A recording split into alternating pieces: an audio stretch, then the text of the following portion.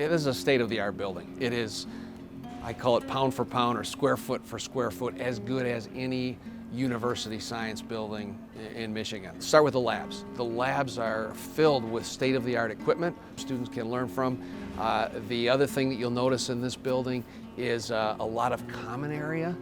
There's a tremendous amount of space where collaboration and collegiality can take place. This building facilitates that because there's so many areas where students and faculty can collaborate on projects. Beyond all that, we have a president that just loves this place beyond what you can imagine. He's been known to select a fish type or two for the aquarium downstairs, and he probably may have chosen one or two plants out of this as well. Progressive architects and engineers, architect for the building, brought the idea of the LiveWall to us, and it was met with great excitement from the get-go. Think about it, they are plants, the very nature reflective of an element of creation, the greenery that God created.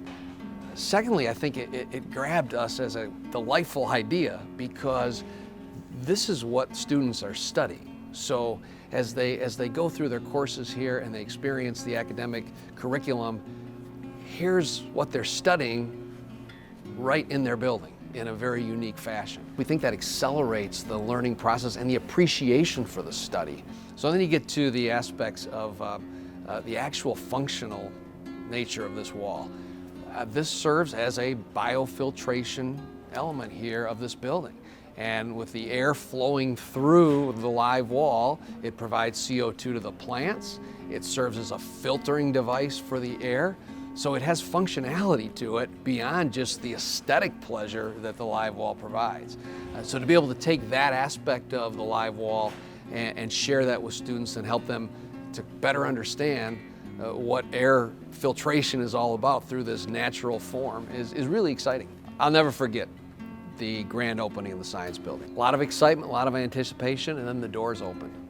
And I had a chance to stand on the inside and watch students enter into the building. They came in the building, just looked around, tremendous awe, sort of turned to the left, and then they saw this wall. And the first thing you saw them do was go up to that wall and start touching the plants, as though, could this really be real? Does this building have something so cool that, in fact, a wall is made up of growing, living plants? One of the really cool things about this entire project was the collaboration and the input from so many people. The faculty's involvement in what type of plant, again, whether it blossomed or not, whether it was a light shade of green or a darker shade of green, whether it had verticality to it in its growth and how it was planted, all were aspects that the faculty contributed to the decision-making process.